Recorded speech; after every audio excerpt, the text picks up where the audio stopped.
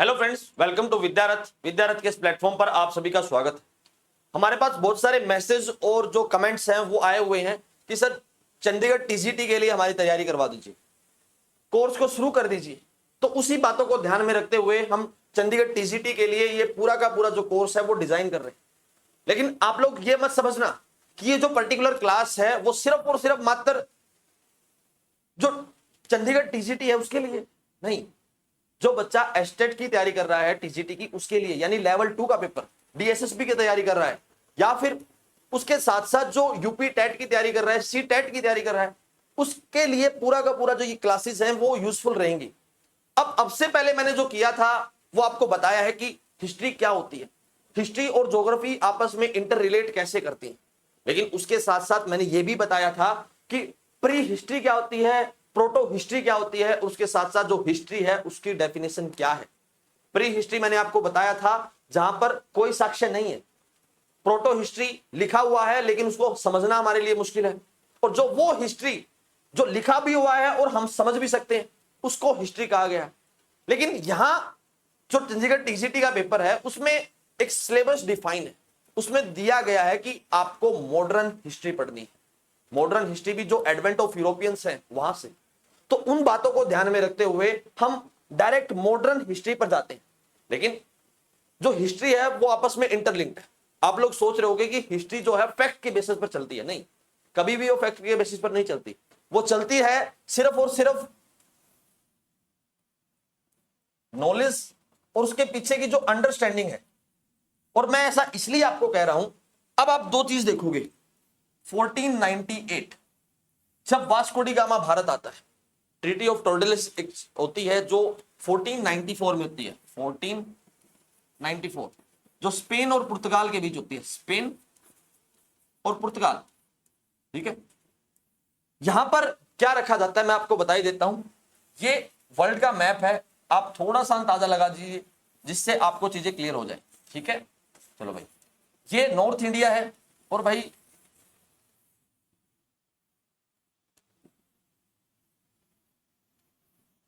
आगे चलेंगे। ये पर्टिकुलर जो लोकेशन है ये स्पेन और पुर्तगाल की, तो यहां से एक लाइन खींची गई कि इससे इस साइड तो यानी ईस्ट की साइड तो पुर्तगाल जाएगा और इसके इस साइड में स्पेन जाएगा। आप लोग जब देखोगे हिस्ट्री को पढ़ोगे, वर्ल्ड हिस्ट्री को पढ़ोगे, तो बहुत सारी जो स्पेन की ट्रीटियां की जो एरिया है वो आपको इस एरिया में दिखेंगे, यानी नॉर्थ अमेरिका और साउथ अमेरिका में। जो पुर्तगाल का जो एरिया है वो आपको इंडिया, इंडोनेशिया इस एरिया में मिलेगा, क्योंकि उसके बाटे ये आया था जो ये ट्रीटी हुई थी, ट्रीटी ऑफ टोरडेलिस। अब इसी साथ जो इंडिया के अंदर भी एक ट्रांजिशन फेज आना वाला था, वो जो ट्रांजिशन फेज आने वाला था वो क्या था। एक तरफ तो जो पुर्तगाल से यानी जो यूरोपियंस थे वो आने की कोशिश कर रहे थे। यूरोपियन आने का पीछे का कारण क्या था, क्योंकि जब आप यहां देखोगे ये एरिया जो है ये तुर्की का एरिया है जो यूरोप से हमें टच करता है। यहां इस पर्टिकुलर लोकेशन में जो लड़ाई है वो ओटोमन एम्पायर को लेकर थी। यहां से पहले वहां का मसाला जाता था। आवश्यकता आविष्कार की जननी है, यह बात आपने सुनी होगी, और यह बात मैं आपको इसलिए कह रहा हूं क्योंकि जो यूरोपियंस थे वो मीट खाना पसंद करते थे, और मीट के लिए उनको काली मिर्च चाहिए थी, ब्लैक पेपर चाहिए थी, भारत से जाती थी। भारत और जो सब कॉन्टिनेंट है ना, इंडोनेशिया, मलेशिया, इस एरिया से जाती थी। लेकिन ओटोमन एम्पायर की वजह से अब वहां पर टैक्स लगना शुरू हो गया। ज्यादा टैक्स लगने की वजह से जो यूरोपियंस थे उनको अब हाई अमाउंट में टैक्स पे करना पड़ता था, जिसकी वजह से वो काली मिर्च खरीद पाए। तो उन्होंने एक आइडिया लगाया, क्यों ना हम डायरेक्ट इंडिया पहुंच जाएं। अगर हम इंडिया डायरेक्ट पहुंच जाते हैं तो हम वहां से खरीद लें, जो बीच में टैक्स देना पड़ता है उससे हम बच जाएं। चलो भाई, ये भी अच्छी बात है। तो वहां से आवश्यकता आविष्कार की जननी की बात आती, वहां से इंडिया का रास्ता जो है वो खोजा जाने लगा। सबसे पहले ये ट्राई बार्थोलोमिडियास ने की थी 1488 में, उसके बाद कोलंबस ने की। लेकिन ये जो बार्थोलोमिडियास था ये अफ्रीका तक पहुंच गया था, लेकिन जो कोलंबस था वो तो नॉर्थ अमेरिका की तरफ पहुंच गया, और वो जब वो मरा लास्ट में तो वो नॉर्थ अमेरिका को ही मानता था यही इंडिया है, लेकिन ऐसा नहीं था भाई, वो इंडिया नहीं था। आप लोग देखोगे ना, वेस्ट इंडीज क्यों बोला जाता है, वो वहीं से डिफाइन है। इसके बाद वास्को डी गामा भारत आने की ट्राई करता है, भारत आता है, अफ्रीका की कोस्ट तक पहुंच जाता है, लेकिन उसको एक गुजरात का ट्रेडर मिलता है अब्दुल माजिद, उसकी सहायता से जमोरिन जो रूलर है कालीकट के अंदर, वो भारत में पहुंच जाता है। अब आपने एक बात यहां भी नोटिस की होगी, एक पर्टिकुलर जो बंदा है वो उसकी सहायता कर रहा है, लेकिन जब मैं बात आपको बाबर के बारे में पढ़ाऊंगा तो वहां भी जो इब्राहिम लोदी का एक चाचा था, मोहम्मद लोदी करके कुछ ऐसा नाम था, वो भी वहां पर बाबर को लाने में सहायता करता है। ऐसा इसलिए बाबर 1526 में पानीपत का पहला युद्ध लड़ता है, लेकिन ऐसा नहीं है कि बाबर वहां पर फर्स्ट टाइम आया है। बाबर 1517 से ट्राई कर रहा था कि मैं दिल्ली पर राज करूं, क्योंकि जहां से वो राजा आया था, जहां का वो राजा था, उसको रहने नहीं दिया था। कजाकिस्तान, अफगानिस्तान, ये जो रूलर है ना ऊपर वाला जो है, यहां से इस एरिया से वो आना चाहता था। अब वो आना तो चाहता था, लेकिन 1517 में उसको ट्राई तो किया, लेकिन वो नाकाम रहा। अब उसको एक आदमी चाहिए जो इसको लड़वाने में सहायता करे। जो इसकी सहायता यहां कर रहा था, जो पर्टिकुलर इब्राहिम लोदी का चाचा था, वो चाहता था कि बाबर आए और इसको हरा दे, इब्राहिम लोदी को, मैं यहां का सुल्तान बन जाऊं, यहां का राजा बन जाऊं। लेकिन आपने एक बात नोटिस की होगी दोनों बातों में, घर का बेदी लंका ढाई।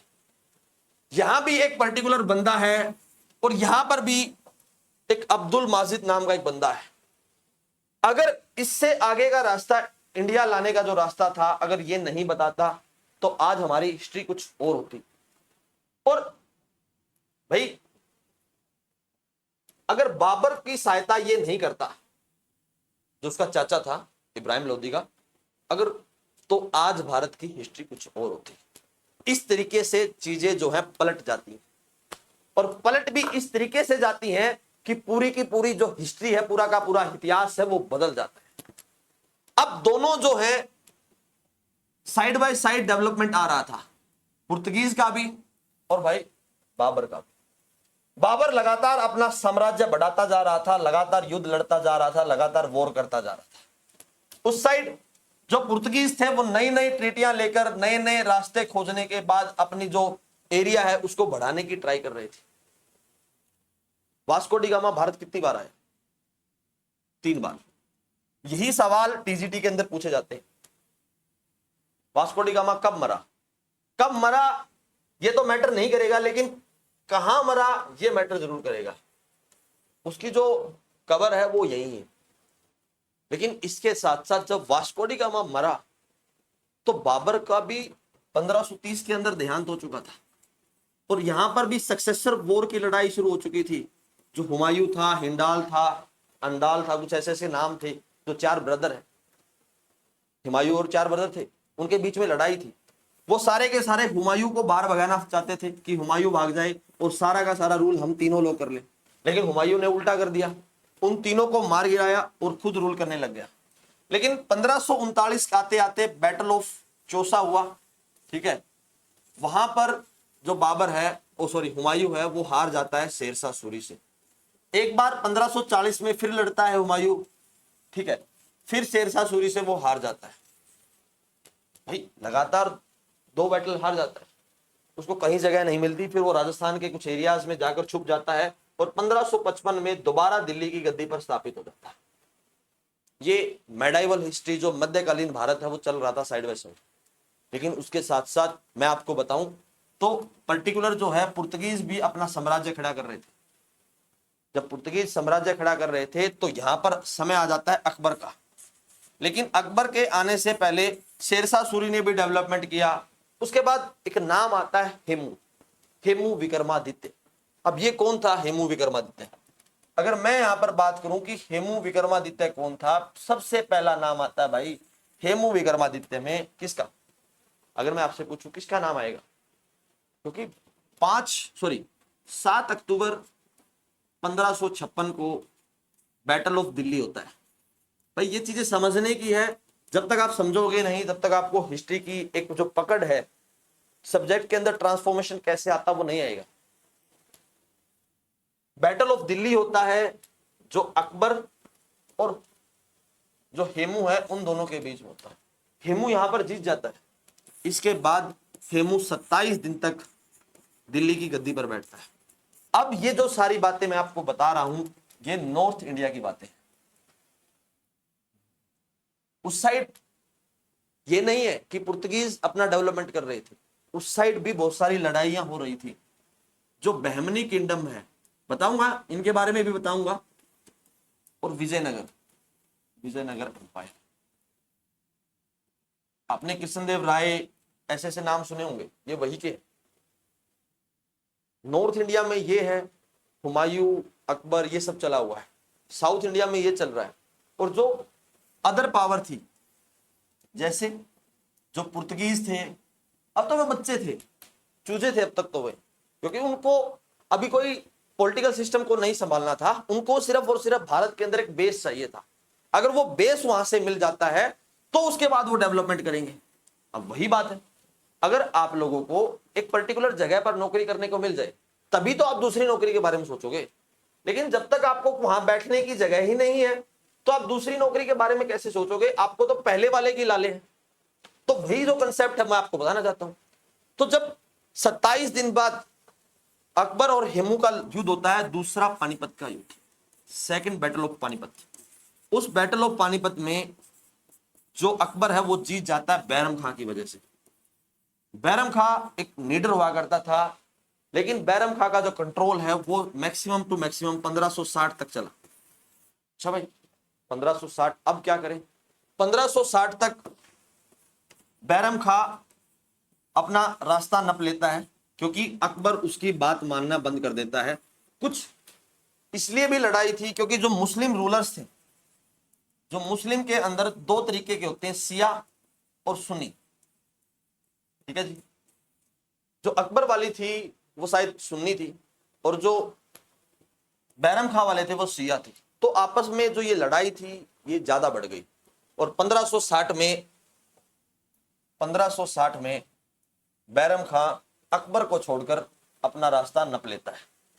1562 तक महामंगा एक वहां की एक लेडी थी जिसको अकबर ने पाला था। वो जो लेडी है वो अकबर के साथ रूल करती है, ठीक है। इसको आप पेटीकोट गवर्नमेंट भी बोल सकते हो। लेकिन इस साइड जब बातें थी, जो साउथ इंडिया की बात थी, 1565 में एक बैटल ऑफ तलाई कोटा होता है, बैटल ऑफ तलाई कोटा। और इस बैटल ऑफ तलाई कोटा में एक बात सामने निकल कर आती है कि जो दो बड़े एम्पायर थे, जो गोदावरी और जो कृष्णा नदी थी, उनके दो बीच में वहां एक दुआब का रीजन है, फर्टाइल रीजन है, जिसके लिए लड़ाई छिड़ी हुई। और उसी लड़ाई को लेकर बैटल ऑफ तलाई कोटा होता है 1565 में। एक साथ जो है बहमनी किंगडम होता है, बहमनी, और दूसरी तरफ है विजयनगर एम्पायर, विजयनगर। अब आप बात देखना कि पूरे भारत में क्या चल रहा है, ये जो ट्रांसफॉर्मेशन है वो किस तरीके से, वहां का जो फायदा है वो कैसे जो ब्रिटिशर्स थे, जो यूरोपियंस थे, वो उठाना शुरू करते हैं।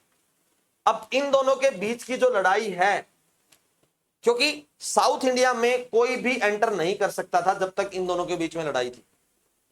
और यहां की जो लड़ाई है, जो बहमनी और विजयनगर की जो लड़ाई है, वो एक निर्णायक रिजल्ट लेकर आती है, जिसके बाद बहमनी किंगडम भी 5 भागों में टूट जाता है।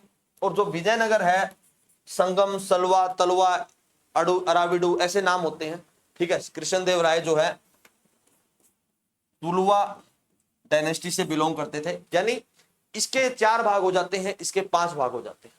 अब छोटी छोटी पावर है, ये सारी की सारी पावर जो है, ये मान लीजिए 9 पावर है, ये अपने एक साइड नप जाती हैं और तैयारी करना शुरू कर देती हैं, भाई अपना राज्य संभालते हैं।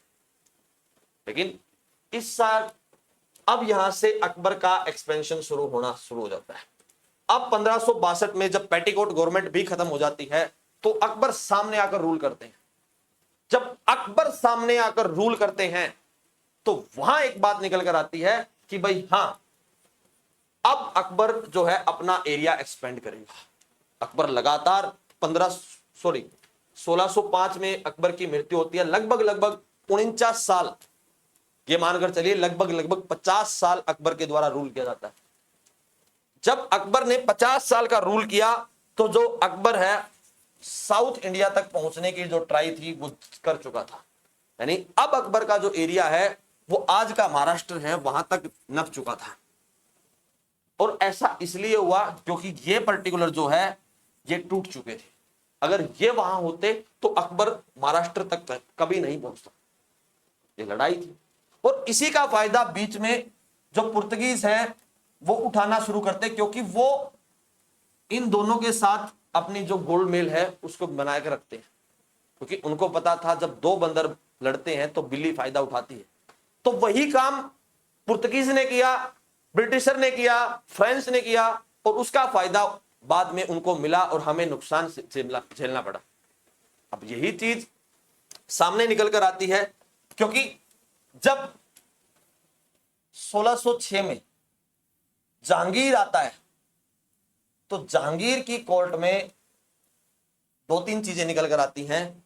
अब पुर्तगीज भी आ गए, पुर्तगीज भी हैं, यहां पर डच भी आ चुके हैं, यहां पर ब्रिटिशर भी आ चुके हैं। अब भाई यूरोपियंस पावर जो है लगातार भारत में एंटर कर चुकी है।